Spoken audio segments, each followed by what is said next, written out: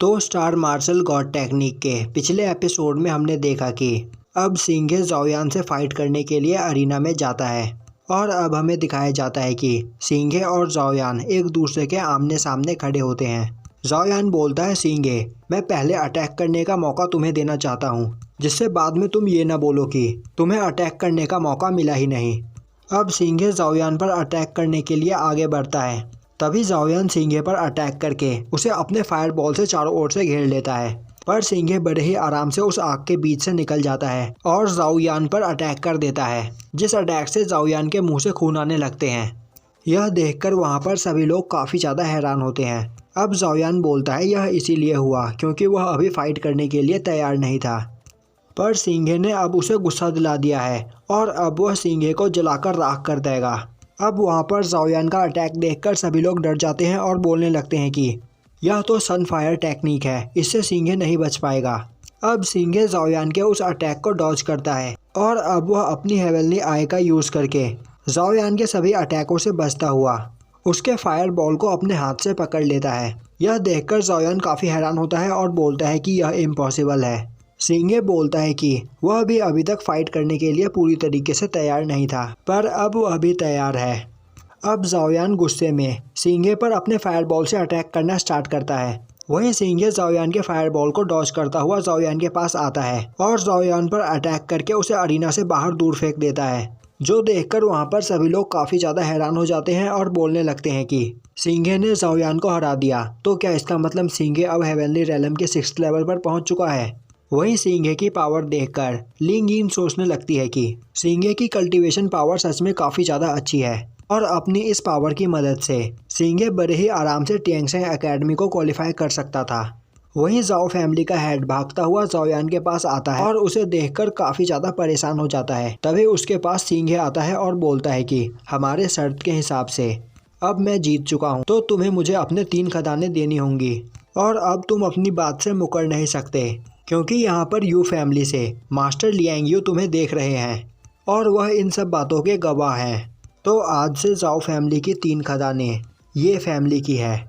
अब Zhao family का head खड़ा होते हुए बोलता है कि वह अपनी बात से कभी नहीं मुकरता, तो वह आज से ज़ाओ फैमिली की 3 खदानें ये फैमिली को देता है।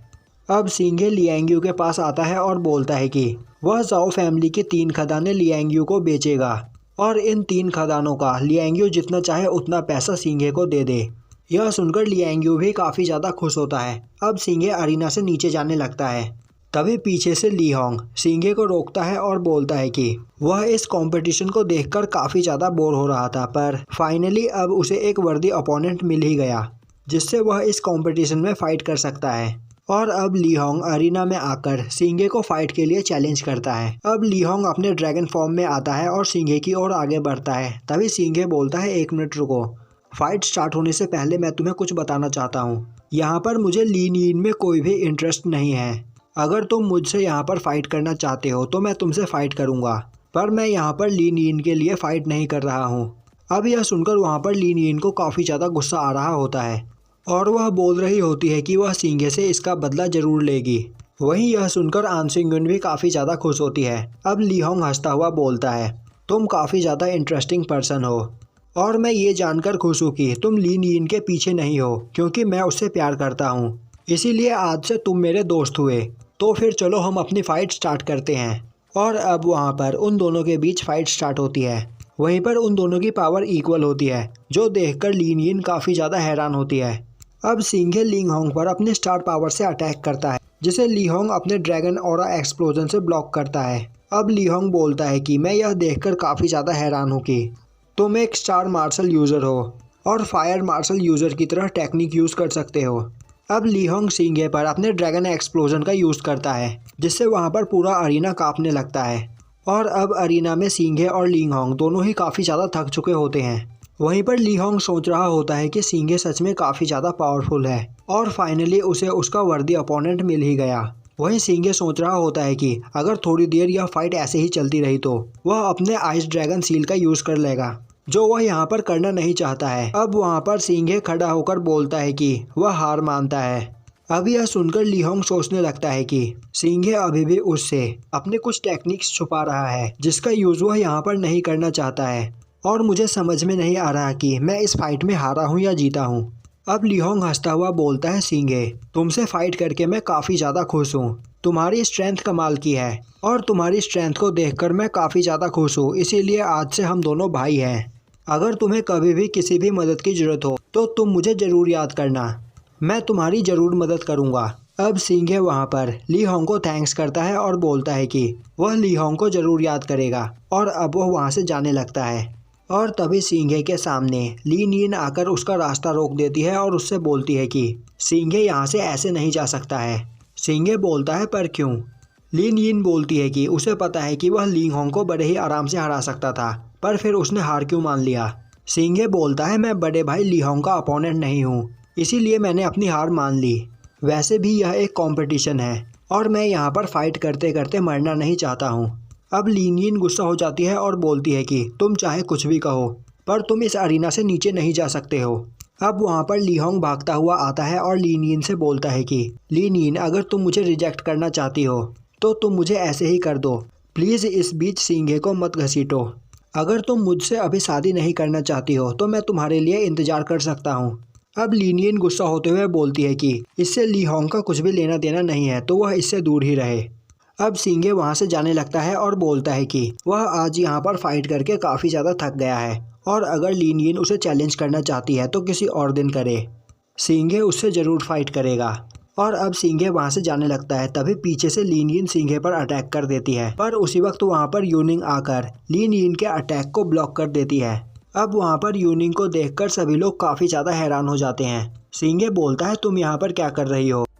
अब यूनिंग सींगे का हाथ पकड़कर बोलती है कि वह यहाँ पर उससे मिलने के लिए आई है। वहीं पर यूनिंग को ऐसे देखकर सभी लोग काफ़ी ज़्यादा हैरान हो जाते हैं। अब सींगे यूनिंग से अपना हाथ छुड़ाकर वहाँ से जाने लगता है। तभी यूनिंग वहाँ पर सभी से बोलती है कि वह सींगे से प्यार करती है और अगर आज के बाद किसी ने भी सींगे को परेशान किया तो वह नॉर्थन सिटी को अपना दुश्मन बना लेगा। अब यह सुनकर वहाँ पर सभी लोग यूनिंग के सामने झुक जाते हैं। अब यूनिंग बोलती है, मैंने सुना कि आज यहाँ पर सींगे फाइट करना नहीं चाहता है, तो ली नीन, तुम्हें उसे फोर्स नहीं करना चाहिए। अब वहाँ से यूनिंग सींगे को अपने साथ लेकर जाने लगती है और बोलती है कि वह काफ़ी टाइम से उससे मिलना चाहती थी और जैसे ही उसे पता चला कि सींगे इस कंपटीशन में पार्टिसिपेट करने वाला है तो वह यहाँ पर सींगे से मिलने के लिए चली आई और वह ली नीन से भी मिलना चाहती थी, जिससे शादी करने के लिए सींगे इस कंपटीशन में फाइट कर रहा था। यूनिंग देखना चाहती थी कि ली नीन में क्या ऐसा स्पेशल है जिसके लिए सींगे फाइट करना चाहता है, पर अब उसे सब कुछ समझ में आ गया है। अब सींगे यूनिंग से अपना हाथ छुड़ाते हुए बोलता है कि उसने इस कंपटीशन में ली नीन से शादी करने के लिए पार्टिसिपेट नहीं किया था और अब वह यूनिंग को वहाँ से जाने के लिए बोलता है। यह सुनकर यूनिंग उस पर काफ़ी ज़्यादा गुस्सा होती है। तभी सींगे बोलता है, मेरे लिए सभी वहाँ पर इंतज़ार कर रहे हैं, तो अब मैं जा रहा हूँ। अब सींगे वहाँ से जाने लगता है। तभी यूनिंग बोलती है कि सींगे, तुम मुझे प्रिंसेस मानते हो और मुझसे डरते हो, तो फिर तुम सभी की तरह मेरे सामने झुके क्यों नहीं? अब सींगे बोलता है कि वह बस अपने पेरेंट्स और भगवान के सामने ही झुकता है और किसी के सामने नहीं। वहीं पर एक जगह से बैठकर नॉर्थन सिटी का किंग यह सब कुछ देख रहा होता है और अब वह बोलता है कि सींगे काफ़ी ज़्यादा घमंडी है। तभी किंग के साथ वाला सोल्जर बोलता है कि प्रिंसेस यहाँ पर काफ़ी अजीब बिहेव कर रही है, इससे यहाँ पर किंग की रेपुटेशन ख़राब हो जाएगी, तो क्या उन्हें प्रिंसेस को रोकना चाहिए? तभी किंग बोलता है, जो भी हमारे बारे में रूमर्स फैलाए उसकी ज़ुबान कटवा दो। अब सोल्जर बोलता है कि सींगे एक छोटी फैमिली से बिलोंग करता है और प्रिंसेस उसे पसंद करती है, यह उनके लिए अच्छी बात नहीं है। किंग बोलता है कि अभी यूनिंग जो कर रही है उसे करने दो, हम बाद में सब कुछ सही कर देंगे। तभी वह सोल्जर बोलता है कि आप प्रिंसेस की रिप्लेसमेंट क्यों नहीं कर देते? अब यह सुनकर किंग काफ़ी ज़्यादा गुस्सा हो जाता है और बोलता है कि तुम काफ़ी ज़्यादा क्वेश्चन पूछ रहे हो। अब किंग बोलता है कि तुम नॉर्थन सिटी में जाकर वहाँ पर सभी कुछ संभालो और अगर यूनिंग लगातार यही सब करती रही तो हम उसे रिप्लेस कर देंगे और यह सोचेंगे कि हमने उसे कभी जन्म दिया ही नहीं था। वहीं दूसरी ओर यूनिंग सींगे से बोल रही होती है कि सींगे भले ही उसके बारे में कुछ भी क्यों ना सोचता हो, वह सींगे का पीछा कभी नहीं छोड़ेगी और हमेशा उसे फॉलो करेगी। पर सींगे बिना कुछ जवाब दिए वहाँ से जाने लगता है। अब लियांग्यू भागता हुआ सींगे के पास आता है और उसे कॉन्ग्रेचुलेट करता है। सींगे बोलता है, मैं बाकी का काम तुम्हारे ऊपर छोड़ता हूँ। लियांग्यू बोलता है वह यहाँ पर सब कुछ संभाल लेगा। अब सींगे वहाँ से जाने लगता है। वहीं दूसरी ओर ली होंग लिन यिन के पास आता है और बोलता है कि वह समझ गया कि लिन यिन उसे पसंद नहीं करती है, तो वह अपना यह कंपटीशन कंटिन्यू कर सकती है। पर वह आशा करता है कि वह फ्यूचर में एक दिन जरूर मिलेंगे। और अब ली होंग वहाँ से जाने लगता है। अब वहाँ पर लिन यिन का फादर ली होंग को रोकने की कोशिश करता है और बोलता है कि ली होंग यहाँ से ऐसे नाराज होकर ना जाए। ली होंग बोलता है आपको माफ़ी मांगने की कोई ज़रूरत नहीं, हम दोबारा ज़रूर मिलेंगे। और अब ली होंग वहाँ से चला जाता है। वहीं पर खड़ी लिन यिन सिंघे को देखकर सोच रही होती है कि वह मानती है सिंघे काफ़ी ज़्यादा टैलेंटेड है, पर एक दिन वह सिंघे और उसके बीच कितना अंतर है उसे दिखाकर रहेगी। और ये एपिसोड यहीं पर ख़त्म हो जाता है।